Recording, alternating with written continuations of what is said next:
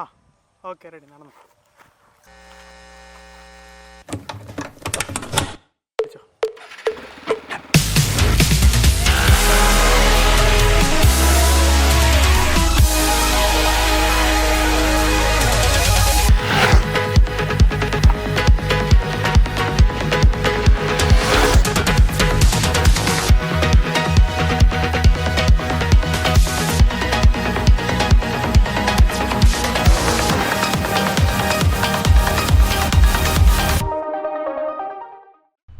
കാലത്ത് ഇറങ്ങിപ്പോയ ഹീറോയുടെ ഇമ്പൾസ് എന്ന് പറഞ്ഞ വണ്ടിക്ക് ശേഷം ഹീറോ മോട്ടോകോപ്പ് ലോഞ്ച് ചെയ്ത് വളരെയധികം മാർക്കറ്റിൽ സക്സസ്ഫുള്ളായ ഒരു വണ്ടിയാണ് ഹീറോയുടെ എക്സ്പൾസ് എന്ന് പറഞ്ഞത്.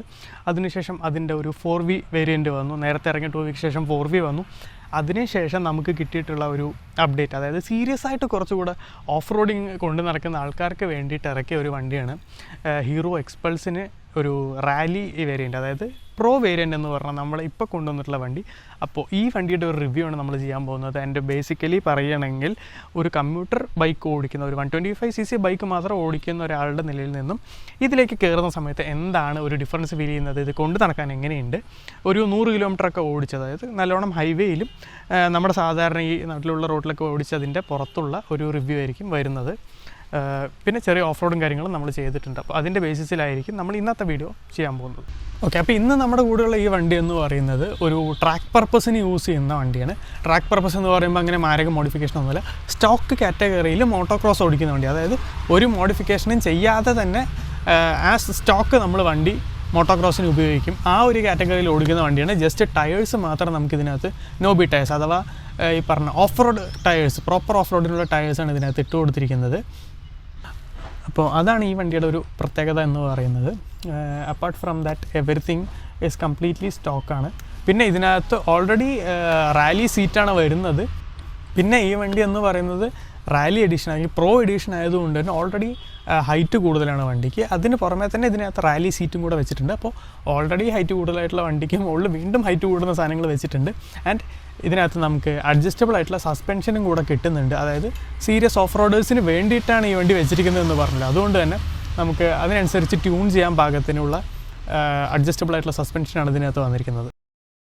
ഇനി ഈ വണ്ടിയുടെ എഞ്ചിനെ കുറിച്ച് പറയുകയാണെന്നുണ്ടെങ്കിൽ ഒരു മോശമില്ലാത്ത പവറുള്ള ഒരു എഞ്ചിൻ, ഒരു ബിഗിനർ ഫ്രണ്ട്ലി ആയിട്ടുള്ള എഞ്ചിൻ. നിങ്ങളുടെ ആദ്യത്തെ ബൈക്ക് എന്ന് പറഞ്ഞ് എടുക്കുകയാണെന്നുണ്ടെങ്കിൽ ഇതിൻ്റെ നോർമൽ വേരിയൻറ്റ്, പ്രോയിലേക്ക് ഞാൻ പോകണം എന്ന് നിങ്ങൾ റെക്കമെൻഡ് ചെയ്യില്ല. പക്ഷേ ഇതിൻ്റെ നോർമൽ വേരിയൻ്റ് എടുക്കുകയാണെന്നുണ്ടെങ്കിൽ നിങ്ങൾക്ക് വളരെ ഈസി ആയിട്ട് ഹാൻഡിൽ ചെയ്യാൻ പറ്റും. ഞാൻ ഇത് എടുക്കേണ്ട എന്ന് പറയുന്ന റീസൺ ഇതിൻ്റെ ഹൈറ്റ് മാത്രമാണ്. നിങ്ങൾ പക്ഷേ സീരിയസ് ആയിട്ട് കുറച്ച് ഓഫ് റോഡിങ്ങിന് വേണ്ടിയിട്ടാണ് നോക്കുന്നതെന്നുണ്ടെങ്കിൽ ഈ വണ്ടിയാണ് നിങ്ങൾക്ക് ബെസ്റ്റ് ആയിട്ടുള്ളൊരു ഓപ്ഷൻ. കാരണം ഈ പറഞ്ഞ അഡ്ജസ്റ്റബിൾ ആയിട്ടുള്ള സസ്പെൻഷൻ പോലുള്ള കാര്യങ്ങളൊക്കെ ഓഫ് റോഡിങ്ങിന് പോകുമ്പോഴാണ് ഏറ്റവും കൂടുതൽ യൂസ് വരുന്നത്. അല്ലാതെ വെറുതെ ഒരു യൂസും ഇല്ലാതെ വെറുതെ നമ്മൾ അതിന് കാശ് കൊടുത്ത് ഈ സാധനം വാങ്ങിക്കേണ്ട ആവശ്യമില്ല. അപ്പോൾ ഓഫ് റോഡിങ് നോക്കുന്ന ആൾക്കാർ മാത്രം ഇതിലേക്ക് പോയാൽ മതി. അതിൻ്റെ അർത്ഥം നോർമൽ വേരിയൻറ്റ് ഓഫ് റോഡിൽ മോശമാണെന്നല്ല, അതിനേക്കാൾ നമ്മളൊരു പ്രോ ലെവലിലേക്ക് പോകുമ്പോൾ കിട്ടുന്ന അഡ്വാൻറ്റേജസ് ഇതിനകത്ത് കിട്ടുന്നുണ്ട് നോർമൽ വണ്ടി വെച്ച് നോക്കുന്ന സമയത്ത്. അപ്പോൾ ഇതിൻ്റെ എഞ്ചിനെ കുറിച്ച് പറഞ്ഞു വരുന്ന സമയത്ത് രണ്ട് ഇതിനും വലിയ വ്യത്യാസമൊന്നും, എഞ്ചിൻ സെയിം എഞ്ചിൻ തന്നെയാണ് നോർമൽ വേരിയൻറ്റിലും വന്നിരിക്കുന്നത്, ഇതിനകത്ത് വന്നിരിക്കുന്നത്.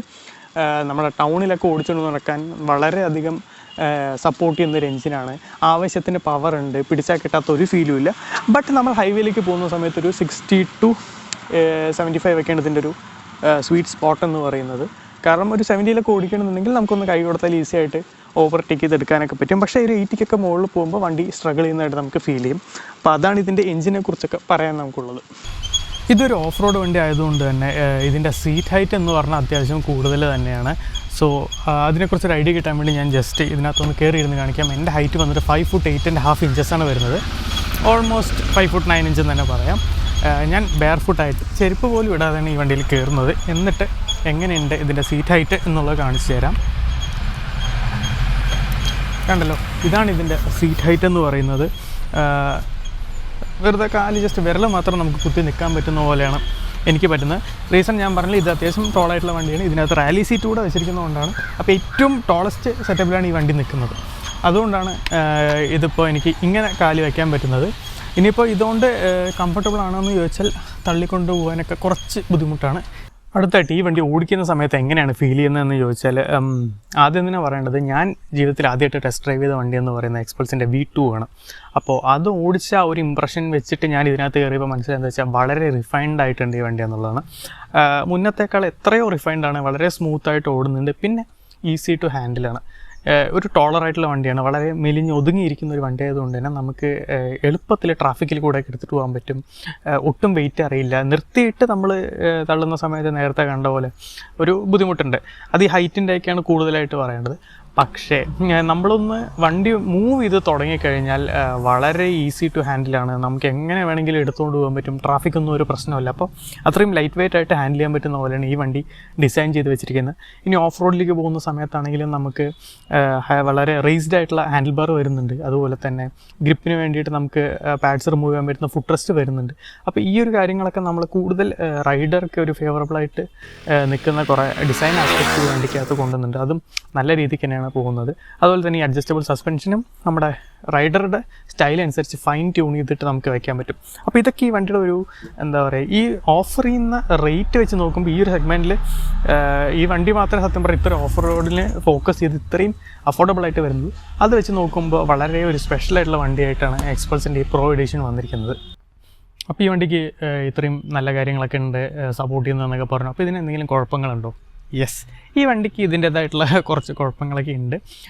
മേജറായിട്ട് ഇപ്പോൾ ഞാനൊരു ഈ പറഞ്ഞ ഓടിച്ച് വെച്ചുള്ള എക്സ്പീരിയൻസിൻ്റെ പുറത്ത് പറയുന്നുണ്ടെങ്കിൽ മൂന്ന് കാര്യങ്ങളാണ് എനിക്ക് കൂടുതൽ ഫീൽ ചെയ്തത്.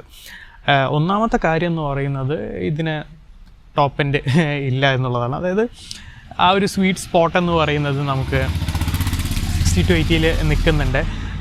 മേ ബി ഒരു 90-95 ഒക്കെ കിട്ടിയിരുന്നെങ്കിൽ എന്ന് പലപ്പോഴും ആഗ്രഹിക്കുന്നുണ്ട്. അതാണ് ഇതിൻ്റെ ഒരു പല സമയങ്ങളിലായിട്ട് ആൾക്കാർ ചോദിച്ചുകൊണ്ടിരുന്നൊരു കാര്യം തന്നെയായിരുന്നു.